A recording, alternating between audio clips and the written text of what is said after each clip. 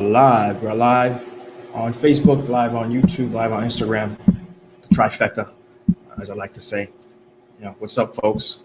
Haiti Business News Show, Monday to Friday, bringing you news as we keep you informed, engaged, and reacting in the most optimal way for your business, investment, and entrepreneurial activity. Right? Today is the 29th of August. Hey, let's talk about it. Right? And I feel like something was biting me there. And of course, we got a good show for you today. Announcements. We do have really good video out on our YouTube right now, where we had Naomy up here visiting and swimming with some kids and showing them how to be an Olympian swimmer. But more importantly, we're talking about the very important topic of not drowning in Haiti and the programs that are available in the country for folks. And of course, we even had two professional swim instructors who talked about what they do and even offer their services. So if you are in the States and you have some family in America and you need to get them in the water to avoid them potentially losing their lives, do check that video out. Do grab that contact information, and let's see how we can change the percentage of folks who can swim in the country. Let's do that, right? And I think that's the brunt of the announcements. Of course, HaitiBizNews.com for folks who really want to get their daily bite of news information, and you don't want to wait for my ugly mug to get on here. HaitiBizNews.com. We're grabbing information from all over the internet related to economic and business activity, and providing to you a one-stop shop for you to make educated, conscious decisions about your next move, next investment move in the country. And that's a site we created because, again, we didn't see that information anywhere. It's very easy to find politics and comedy, but there's nothing really handy and easy to find information that help you move intelligently in the way that makes sense. So HaitiBizNews.com exists for that, and the show exists for that. All right. We got My Liberté on YouTube. What is up? Let's see. I'm sorry. I haven't heard anything about, violence. I'm not sure what you're hearing. So now a lot of folks, unfortunately, equate one flare up somewhere to all of Haiti. Very similar to, every weekend in Chicago, there's 60, 70 people being shot and dozens being murdered. And yet we don't equate that with the entirety of Haiti. And we don't call our friends in America and say, hey, man, I know you're in Key West. How's things, man? I heard some crazy stuff in Chicago. That's one thing we have to move away from as Haitians, to understand that, Haiti is just like every other place. There's pockets of violence that happens. And we certainly need to talk about those places. But, as Haitians, let's stop equating one pocket and one instance of violence with the entire country and with the entire people, right? But I do appreciate your concern. I'm fine. Haiti is fine, believe me. All right, so let's talk about the news story. So we have a news story about HIV, right?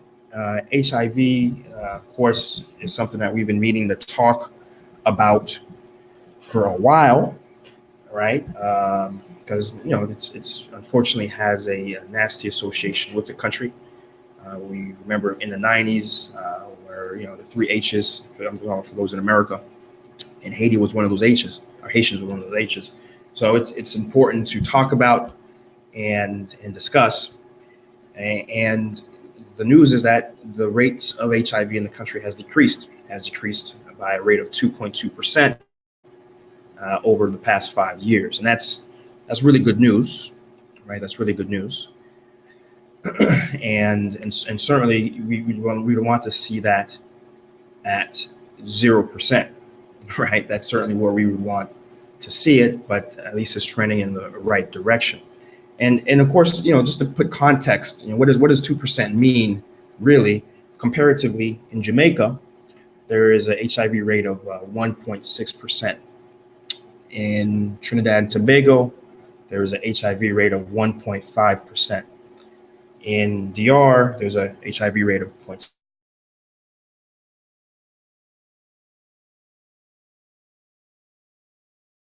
From 7.5 to 8.5%, right? So when you hear folks associate Haiti with HIV, they say something disparagingly, you have the stats to say, what are you talking about? Like, it's the rates in Haiti are in line with the rates seen in the Caribbean in general. So why are you pointing out Haiti, right? And it's nowhere near places around the world that have it much, much worse, right? So what's your real intention? Are you really just ignorant? And so let's now you can inform them on the actual rates and how much more it is relative to other places. Now, the real news story is that the DR and Haiti are working together collaboratively to eradicate it. The goal here is to have 0% in Haiti. And the initiative, it's a 90-90-90 initiative where 90% of the people with HIV know their HIV status. 90% of those HIV infected people are screened and receive sustainable antiviral treatment, and then 90% receiving antiviral treatment therapy have sustainable viral load, right? So 90-90-90, and that's the goal of this joint effort. Now, a big part of where Haiti and the Minister of Public Health has expressed Haiti's dropping the ball is that for those who are identified and are receiving treatment, a lot of them don't continue, right? And we can imagine why. It's just not convenient. It's not very easy, because usually there's only one such location for miles, and people have to travel to get it. And as you know, with anything Haitian, a lot of times the office may not even be open. They might not be properly staffed. The lines may be long. Usually these offices don't do just one thing. They're doing multiple different things. And so you have a long line and pile up of people who came to do other things to these clinics. And so the list goes on and on. So one of the reasons why people won't continue, though it is very important for their health, are these logistical problems. There hasn't been any discussion necessarily on that, specifically from the Minister of Health, but certainly that is something we know is going on and needs to be improved upon for those who have been identified and those trying to receive treatment can improve. But of course, am I optimistic on the change and improvement? We'll see, right? So I'm looking over IG. We got some comments here. What up, folks? Appreciate the folks who commenting and who do visit and do want to chat. We got Vision Santa says, God just wants to love us because with all the choix na pétéo, bon Dieu, ouais, c'est celle petit plaisir nous gagne, il protège nous. Okay. Yeah, I feel you. Everyone, a host actually, I did something. So it says I want you to host from Creole for one day. Yeah, I did something a few weeks ago where I listened to the album of Michael Brune and Late Night. If you want to just look through the archives, it's in there. And I did the whole emission in Creole, just to prove to folks the capacity pour parler langue nous. But no, the Haiti Biz News and a lot of the stuff we do is English. For the reasons I expressed before, we're trying to get information out to folks abroad in a language that they're compatible with. And again, English is a language of business and activity, and we want to encourage that. And so let's talk it in that language that encourages that. Though I do know if I were speaking Creole, this channel would grow much quicker. I've noticed folks, but the goal isn't just to grow. The goal isn't just to do quantity. It's about doing quality, right?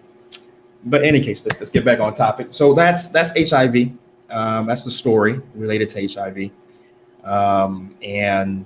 Again, we continue to hope that the rates continue to decrease. And of course, we do hope very soon that we have an eradication of HIV across the world as time goes on and more access to drugs and screening occurs. And we'll keep a close eye on this joint effort with the DR and see if we can get consistency and stability coming from it. Pierre Paul on YouTube says, I am always glad to hear such improvement in health has been achieved. Let's not forget Cuba, who has had it. Oh, yes, true. Yeah, Cuba does, in general, provide quite a bit of help and assistance throughout Haiti. I know if you guys The episode prior, I went to Mirabelle Hospital and highlighted, well, Mirabelle, but then I also highlighted Mirabelle Hospital.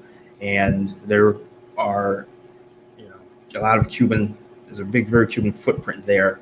I even saw a few Spanish worded buildings, to help those who are visiting from Cuba get around. And in fact, the Cuba even has, so Mirabelle is like right here, and further up, the old Mirabelle Hospital is run almost exclusively by Cubans, right? So, we have a big debt to the Cubans who have, made it really a priority to help many of our brothers and sisters here in Haiti. So again, big debt to Cuba and what they're doing. Absolutely. So let's move on to the next news story. And the next news story is on fuel, right? We have, I've been talking about this. It's been a reoccurring topic here because it's so integrated with so much in the country, not just for transportation, not just for the fact that so many folks have generators, me included, that uses diesel when things aren't, power is particularly short or didn't occur the night before, but also the fact that a lot of the power you receive from EDH, the actual electricity company here, the national electricity company here in Haiti, so much of it actually comes from the burning of high octane diesel, like a fuel. It's a diesel oil in effect that's burnt to get that. For example, the fuel company Sodeco, I believe it's Sodeco. Somebody can feel free and correct me. They provide almost around 10, 15 or so megawatts of electricity. They're the largest private electricity provider in the country. And a lot of what is provided to EDH is actually private electricity. For folks who don't know, where the only, the state's producing maybe, 30, 40 megawatts of power, and a big amount of that's coming from the Pelan Dam, which is itself only operating at about 30% of its capacity, even after some big dollar spending improvements that happened the year prior. Still very much performing very little of what it could be. They burn oil. Sodeco burns diesel oil. So a lot of electricity that we find in the country, it's not coal being burnt, it's diesel being burnt, right? And so when there's big issues like this, I'm personally cringing because I know very soon is going to affect the overall power in the country, right? And that's one thing I'm always keeping an eye on, and I'm always very fearful of, right?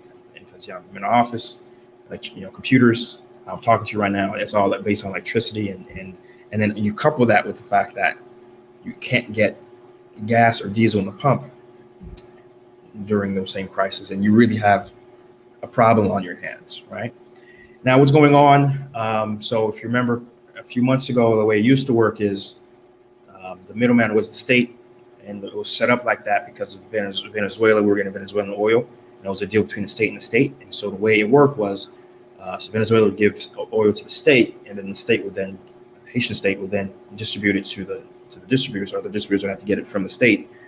But when Venezuela, because given its crisis that's going on right now, can't do that anymore, but the state still legally had to go get oil from the market and then give it to the distributors. The state, being the terrible, inefficient mess that it is, wasn't paying the international distributors it had to use now. The national distributors, by the way, were charging full market price, where Venezuela is providing a very heavily discounted price. And for those two reasons combined, you had massive shortages earlier this year.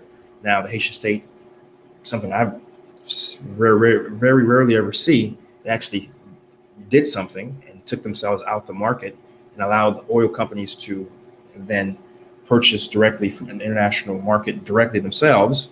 Let's give them a hand of applause, guys. But when you have your 3-year-old son and they do something good, you want to give them a little star, pat them on the back, and encourage them to do more stuff. So that's what the Haitian government is. So let's give a second round of applause for the Haitian government doing at least one good thing this whole year, right? I'm being facetious, but I'm serious. Okay, so they took themselves out the market, but they still legally have subsidized the the price. They fixed the price at a rate that is very low. How are you asking? The rate's about 250 or so a gallon, 250, 240, 230 or so, somewhere in that bucket, a gallon in Haiti. Our neighbor, DR, their rate is $4, 4 to 4.50, right?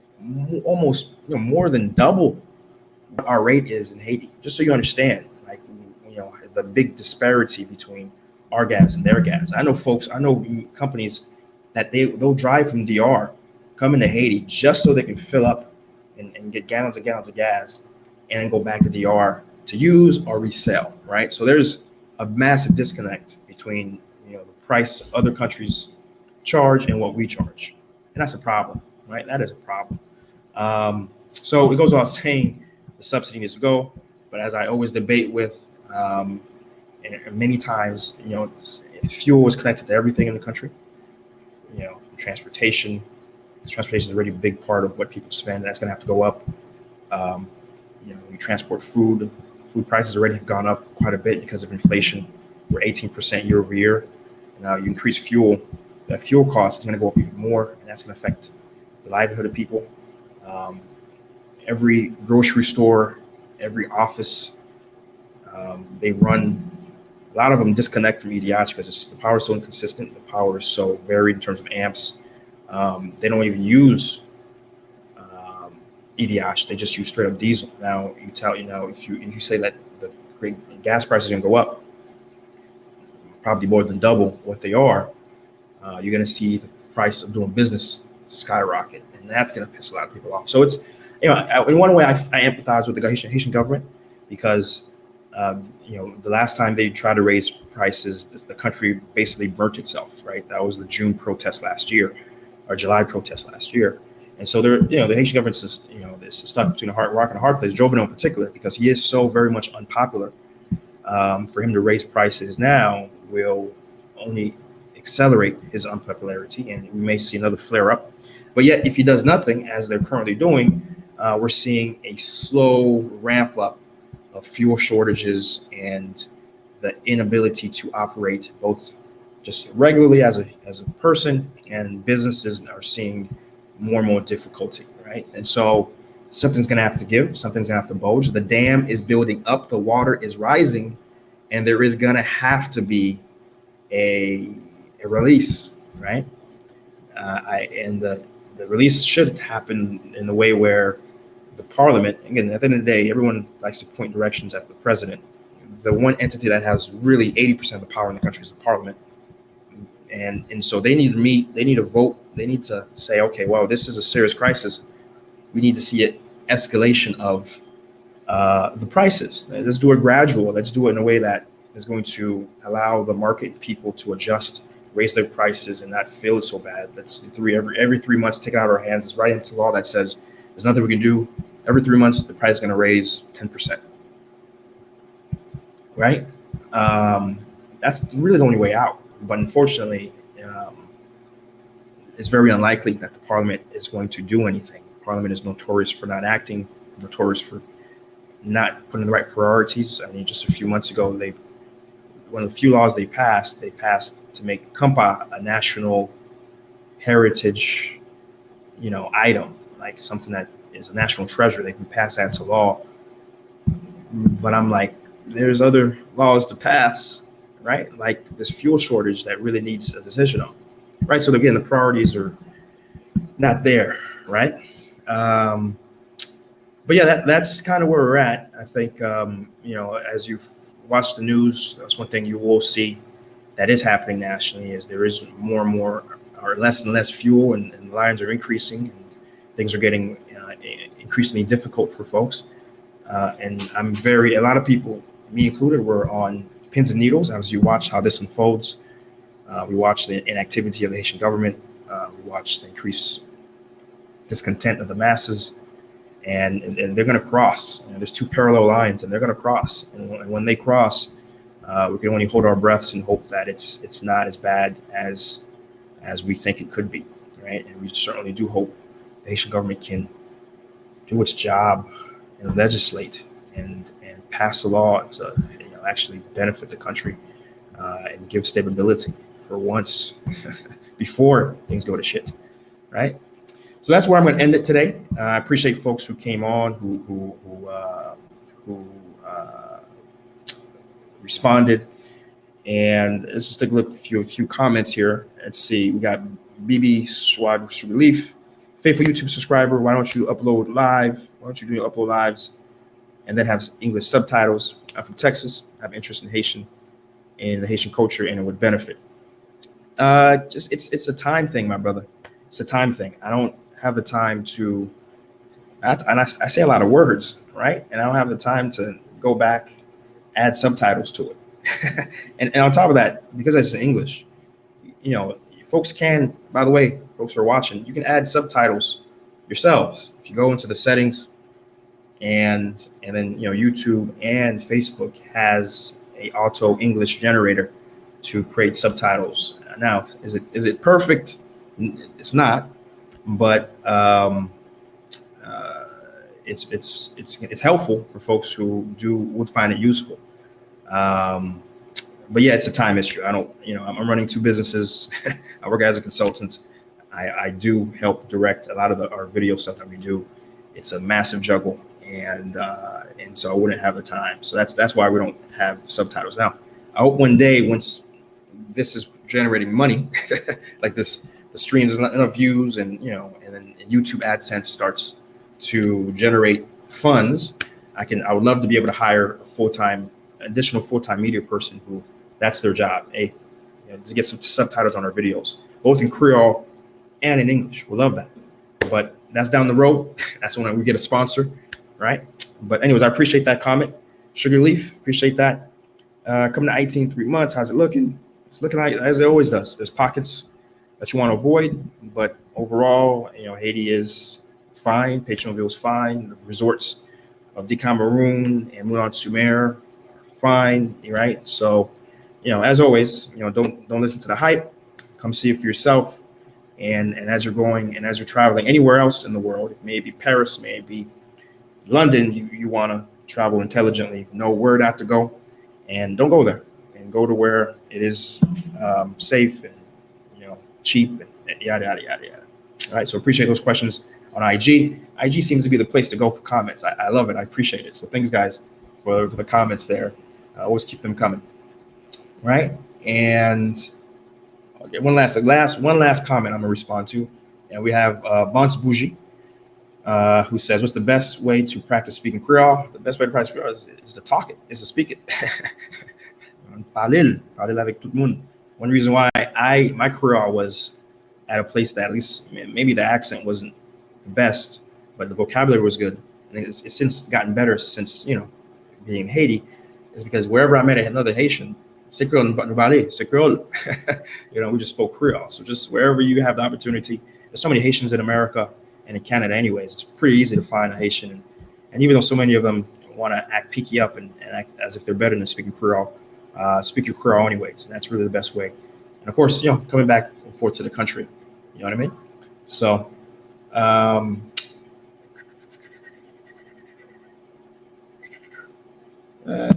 if I say so, let me add this from my Liberty Financier. She has never liked the idea of going to Haiti to be in a resort because I will not be among Haitians but foreigners, so I prefer staying in Pétionville.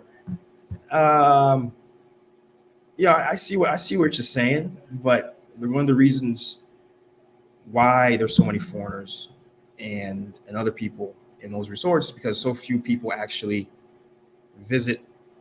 Haitians visit, right? It's a big deficit that too many Haitians listen to. Again, it's consistent. The most negative people on Haiti are Haitians. Forget Donald Trump. What Donald Trump said is actually a compliment relative vis-a-vis what I've heard from other Haitians living abroad. Usually the older generation, typically. And again, when I go to the resorts, I see almost consistently it's other people and not Haitians. It's because they're not visiting. They're not visiting, period. In numbers that can make an impact enough, right? And so you not going there is actually pretty counterproductive, my brother. To change that perception. And again, spending your dollars there, because resorts do have a ripple effect. There's a lot of people say, well, the jobs are low paying, but understand that there's a supply chain, and a lot of these resorts source their food and their products locally, right? As from farmers to the entire supply chain, right, improves as these resorts are able to do more, and a lot of these folks hire locally, and a lot of the spillover occurs in the communities next to them, and a lot of investment happens as well as these resorts work with local communes to improve the trash infrastructure, improve roads that all benefit them and benefit the community. So when you really should reconsider, my brother, to try to go, or at least if you don't go, recommend others to go, because the count of resorts in Jamaica versus the count of resorts in Haiti are paltry. And if we could show to the international community that, hey, there's money to be made in providing tourism opportunities and tourism infrastructure, it will be a massive catalyst to improving and changing the country to a positive, right? So again, I wish you would change that opinion. All right, so that's where I'm gonna stop it. We're getting over. I love the comments though. I love the comments. Again, if you like what we're doing here, hit that like, hit that share, subscribe, both on YouTube, both on Facebook. Subscribe. Let folks know what's going on here. Visit HaitiBizNews.com. Even when you're off air, it's constantly going online, grabbing information, right? Visit our other YouTube videos that shows really cool businesses, real cool sites, real cool restaurants, real cool things happening in the country. Visit our YouTube page, check out the different playlists, right? And listen, guys, until we're back at it again, we'll be back at it again. Peace. Peace, peace, peace, peace, peace.